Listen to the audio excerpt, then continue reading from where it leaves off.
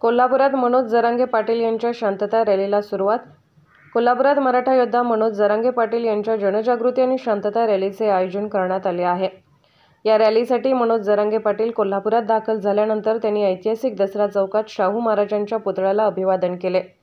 पुढे त्यानंतर त्यांनी 8 ऑगस्ट रोजी रात्री आगीच्या भक्षस्थानी पडलेल्या केशवराव भोसले नाट्यगृहाची पाहणी केली. कोल्हापूरच्या मिरजकर तिकटी परिसरातून 9 ऑगस्ट रोजी शांतता रॅली सुरू झाली. बिनखांबे गणेश मंदिर, महाद्वार रोड, पापाची तिकटी मार्गे छत्रपती शिवाजी महाराज चौकात आली. या रॅलीमध्ये हजारो मराठा बांधव दाखल झालेले आहेत, तर पोलीस आणि प्रशासन देखील या रॅलीच्या निमित्ताने तैनात आहेत.